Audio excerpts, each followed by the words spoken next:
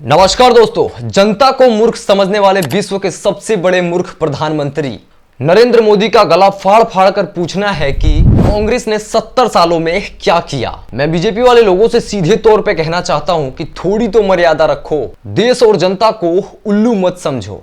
आप उस देश के प्रधानमंत्री हो जो देश 300 साल तक गुलाम रहा था, जिस देश को अंग्रेजों ने लूट घसेट कर इस देश की बागडोर को कांग्रेस को सौंपा था। 1947 तक हमारे देश में एक सुई भी नहीं बनती थी। सारा देश राजा रजवाड़ों के झगड़ों में बटा हुआ था। देश में मात्र 50 गांव में बिजली थी। पूरे राजस्थान के राजाओं के पास मात्र 20 फोन थे। किसी भी गांव में नल नहीं थे।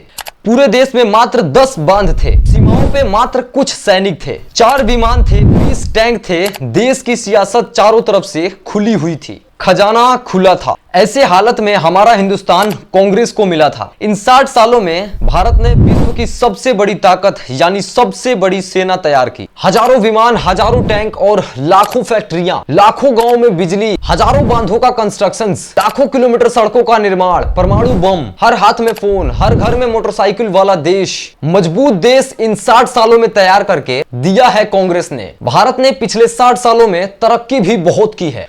बहुत सारे पीएम ने कई सारे इतिहास रच दिए हैं, जिस वजह से भारत आज एशिया के दूसरे सबसे बड़ी ताकत है।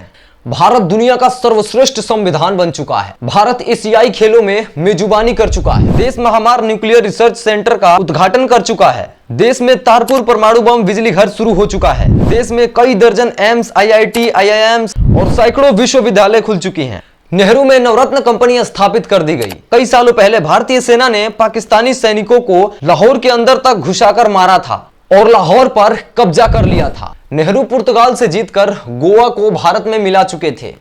नेहरू जी ने इसरो की भी शुरुआत कर दी थी। भारत में श्वेत क्रांति की शुरुआत हो चुकी थी। देश में उद्योगों का जल विद हो चुका था। इंदिरा गांधी पाकिस्तान के 2 टुकड़े कर चुकी थी। पाकिस्तान 93,000 कमांडरों और सैनिकों के साथ सरेंडर कर चुका था। तब भारत में बैंकों का राष्ट्रीयकरण हो चुका था। इंदिरा गांधी ने सिक्किम को देश में जोड़ लिया था। देश अनाज के बारे में आत्मनिर्भर हो चुका था।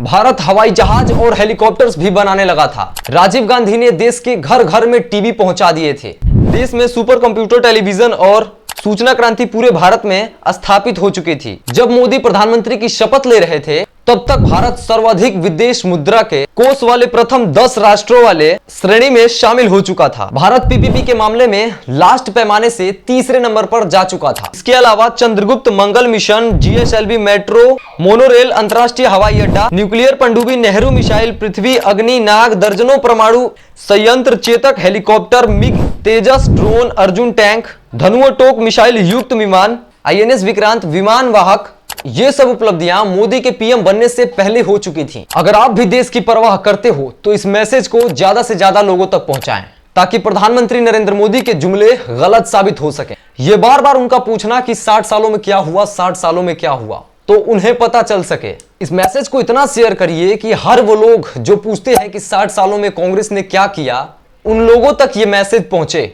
अगर और भी कुछ छूट गया है तो आप कमेंट में बता दीजिएगा। मिशन 100 करोड़ के लिए आप इस चैनल को सब्सक्राइब कर लीजिए। तो इस वीडियो में बस इतना ही। मिलते हैं एक बहुत बड़े धमाके के साथ। 100 करोड़ मिशन में शामिल होने के लिए धन्यवाद।